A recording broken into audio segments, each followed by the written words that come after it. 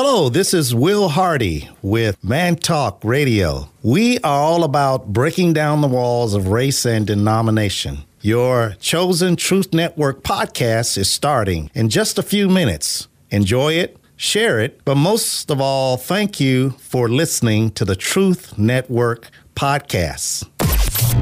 This is the Truth Network.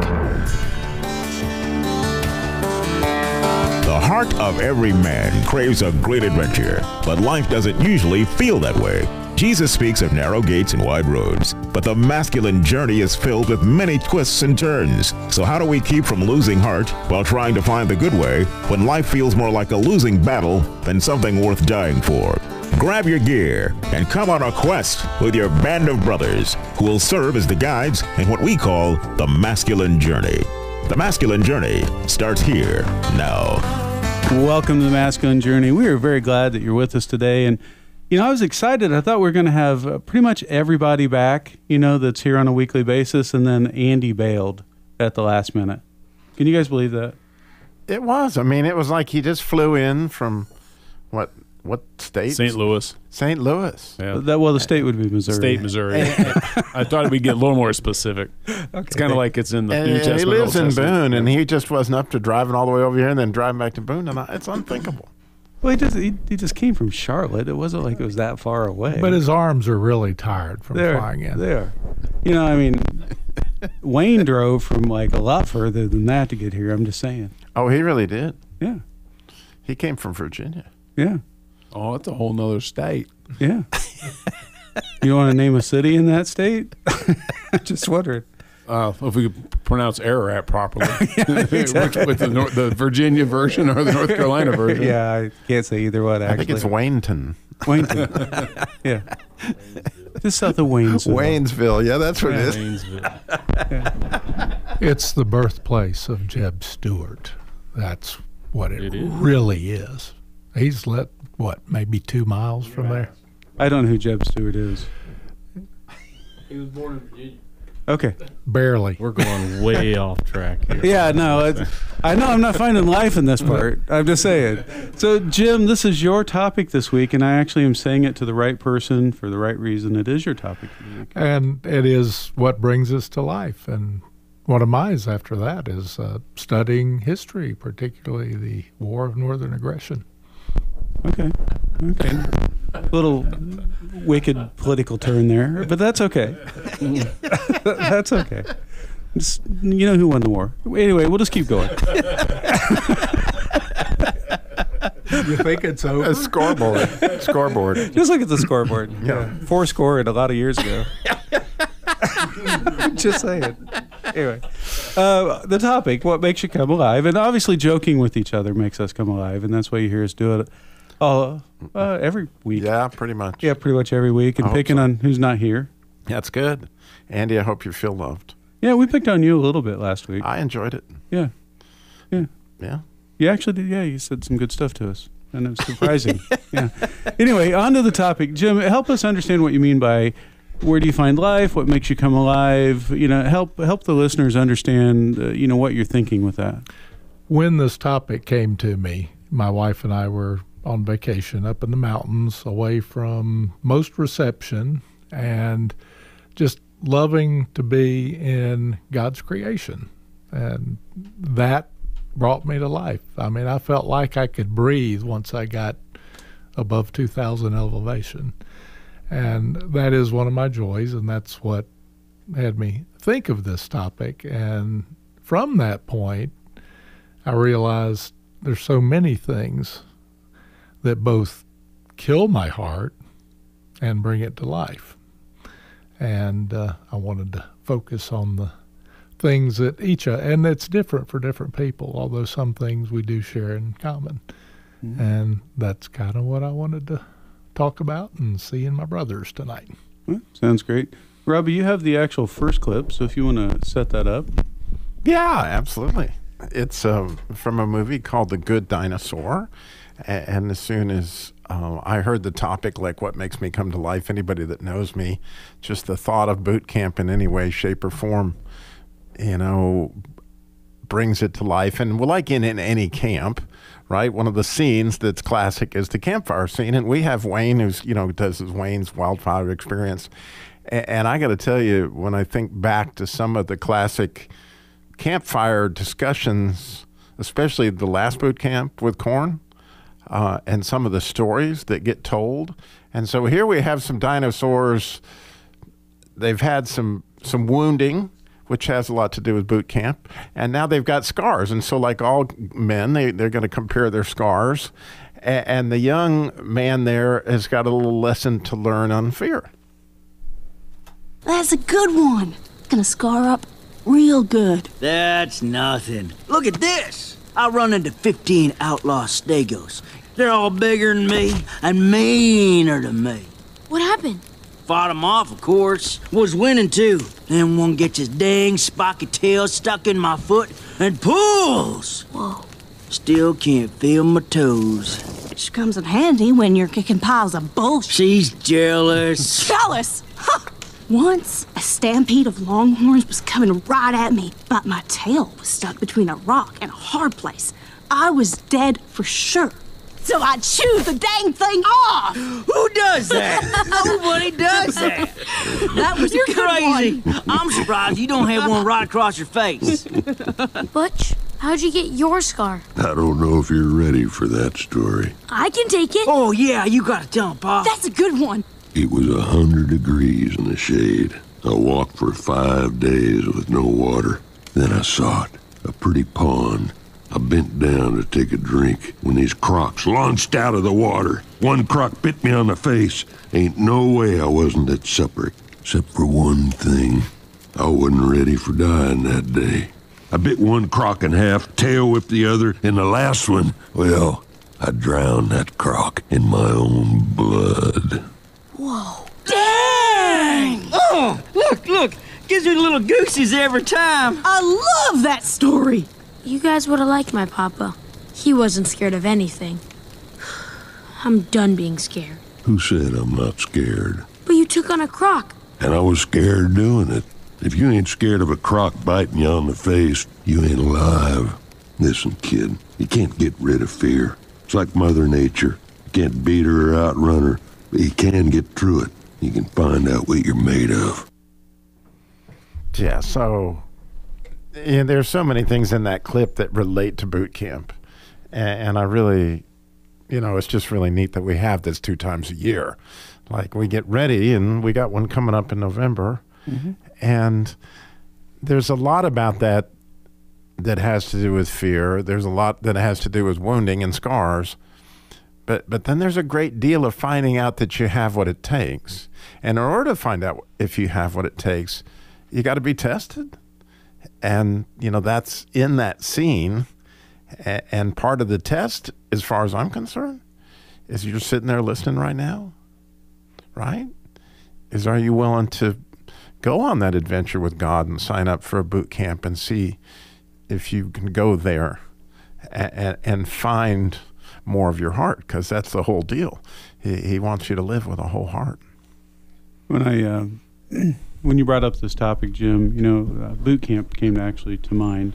And it was one of my first boot camps, actually my very first boot camp in Colorado. And John shared the quote from Howard Thurman, right? And it says, don't ask yourself what the world needs. Ask yourself what makes you come alive, and then go do that, because what the world needs is people that have come alive, right? And it was a very monumental thing for me because it made me really focus on what are the things that make me come alive, at that point in my life.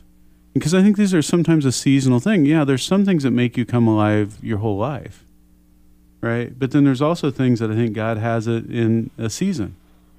In my first season of this, I came back from my first boot camp and started a youth movie Bible study, we called it. We always had the same questions. Where did you see God in this movie? Who was the God character? Who was the Satan character? Just stuff that simple from boot camp, and the kids loved it. And it was for that season. It was such a great time for me. My girls were in youth. You were able to do that. And that season passed, and then but it went to another season, which ended up leading into, boot camps and the things that we do now. But God was just making those things come alive at different times for me. And coming alive to me is really more of a state of mind and heart than it is what you're going through. Adventures have always thrilled me, and I'm good watching them on TV now, where I lived a lot more of them years ago. But there's always something to learn. There's always something to experience. And the only ones that really matter are the ones that are coming from God. And that is obviously our focus here, but it really needs to be the focus of what brings us to life. Because we go after a lot of things that just kill us. Yeah, and I think some of those things the enemy's good at masking to make you feel like you get life initially, right? You know, why do guys get hooked on pornography? Because at some level it feels like there's some glimpse of life there of one sort or another.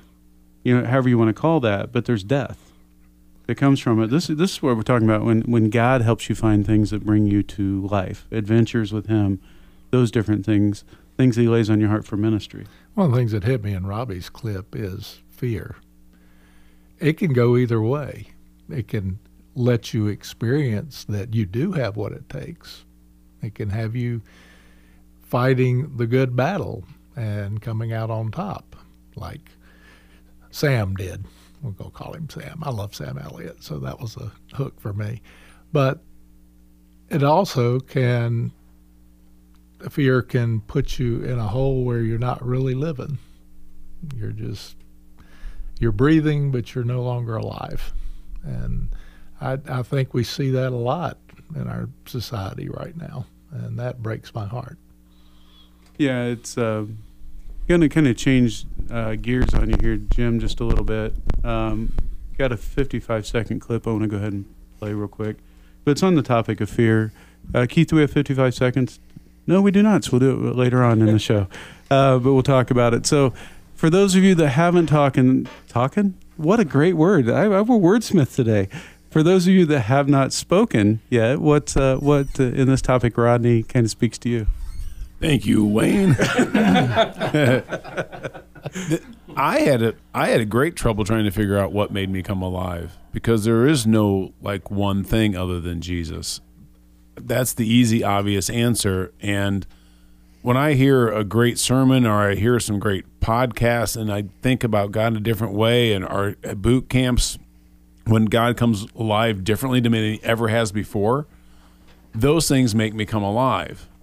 But those moments in regular life that can make me come alive just vary so much. A lot of it's with family, doing just regular family things that are traditional that we always do when the family gets together, to something that's very mundane and never think about, and all of a sudden you have that little God moment where that little spark that just comes up and it says, oh, Lord, thank you for that, because I wasn't expecting that. Thank you, Rodney. In the break time, why don't you go and register at masculinejourney.org for the boot camp coming up in November 18th through the 21st. What if one weekend wasn't up to you, that you could go and God would orchestrate it all? Masculine Journey Boot Camp, basic training designed to give men permission to be how God made them, passionate warriors for the kingdom. Based on John Eldridge's Wild at Heart, experience 4 days purpose for God to come after and perhaps reawaken dreams and desires he uniquely placed in your masculine heart. Fall Boot Camp coming up November 18th through the 21st. Go to masculinejourney.org and register today. Hi, this is Sam with Masculine Journey. I'm here with my son Eli. We're going to talk about ways that you can help support the ministry. One way, you can go to smile.amazon.com. Go to smile.amazon.com. There's information on our website there on how to do that. You can go to facebook.com and click the donate button, or you can go to masculinejourney.org and find the donate button. masculinejourney.org. Or if you want to mail something in, mail it to P.O. Box 550, Kernersville, North Carolina, 27285.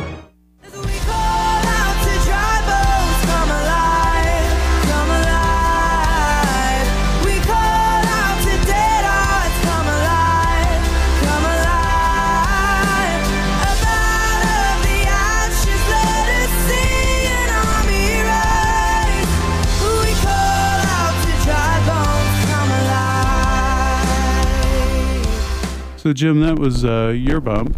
So if you want to tell us a little bit about it.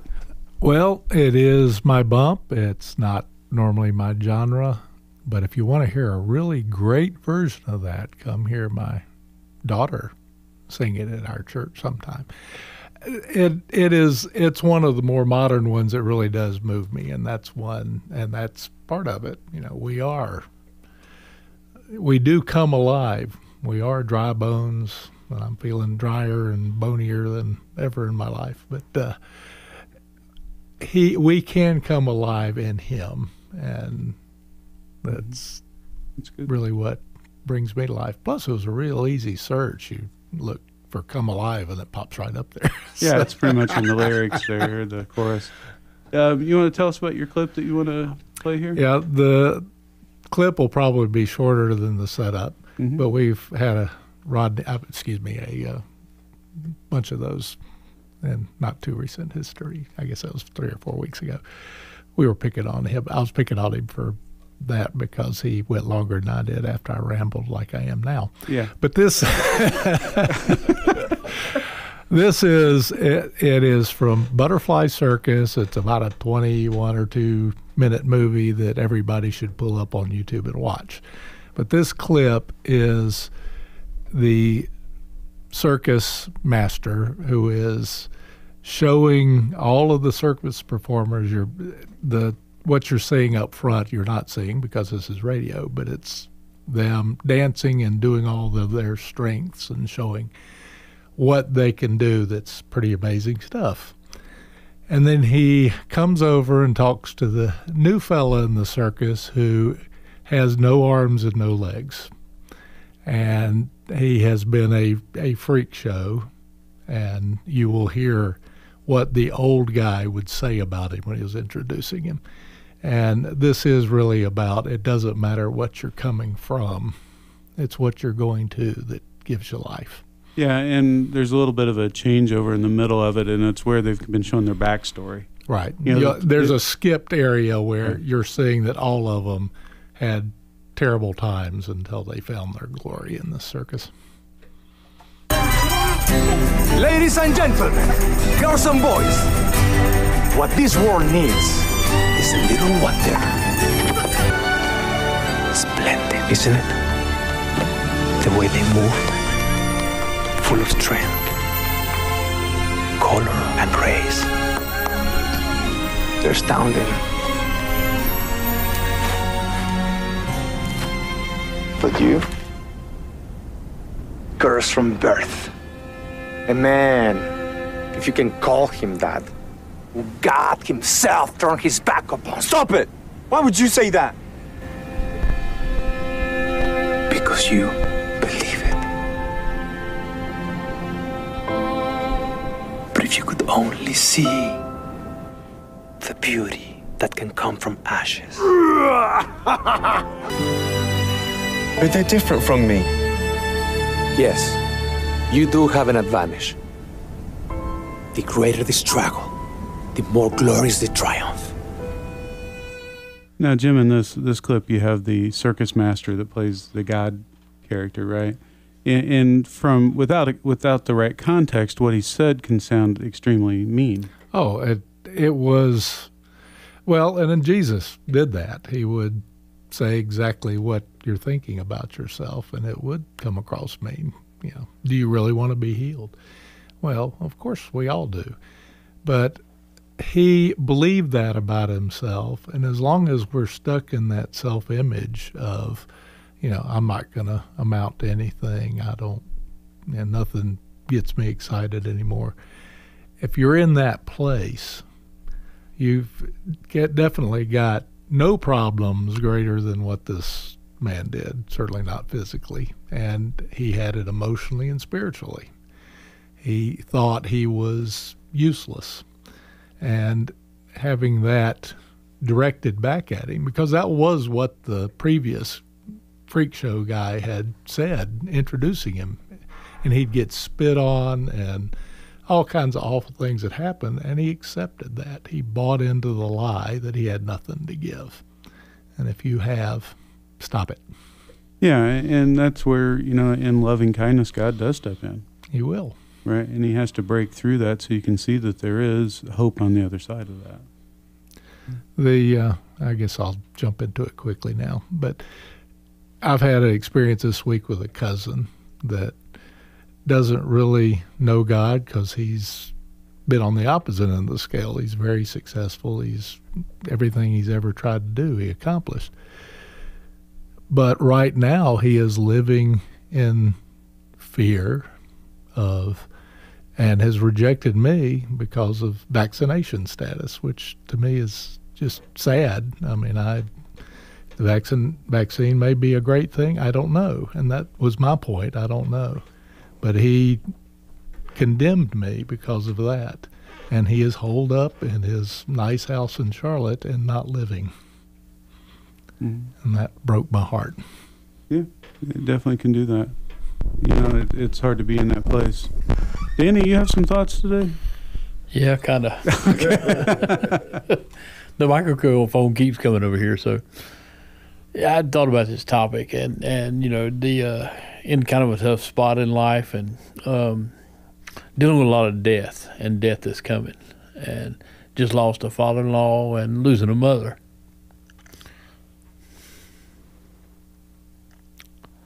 But I thought about a story. Forgive me. Where, you know, communion means something to me. I was blessed to go on an Emmaus walk. And we did communion a different way. And, you know, having come out of addictions and thought I was living, Jim, you know, living it up, so to speak, but I was dying on the inside, and come through this journey, this amazing journey God's had me on, and we did communion, and, you know, I didn't know whether God loved me or not. But when I stood up, hard to explain, but when I stood up, another guy hugged me. I didn't ever see his face at that moment, but it was literally the arms of Jesus. And I knew I was loved. And that's life, to know you're loved. Well, thank you, Danny. I appreciate that. Jim, if you want to play the last clip, you should probably set it up so we can talk about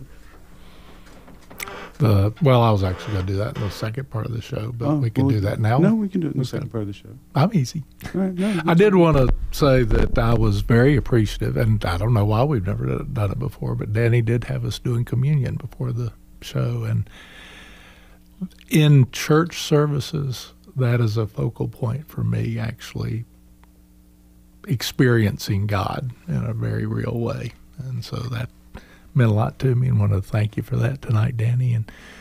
And I do identify, and that is a time I come to life. Anytime there's an encounter that's a God encounter, that is a living moment, and those are dwarf everything else in my life that's been fun, and I'm a fun-loving guy, but the experiences that have been with God, both heartbreaking and joyful, are much better than the happy little episodes we seek, sometimes to our own detriment. Yeah, I think we're going to find, you know, as we talk the rest of this show out and through the next show, that it is those times with God, whether it's an individual adventure or a collective adventure, right, that we're doing together.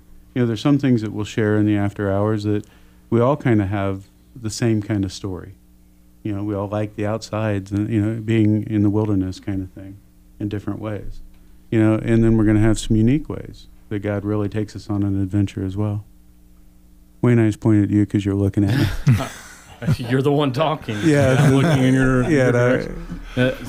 So I didn't really get to talk about what brings me alive, you know, in the in our green room session there. But yeah, I've gotten to do a lot of things in life. I was a bull rider. I rode motocross. I've raced cars. I'm kind of like Jim's, you know, cousin who could achieve anything that I put my mind to.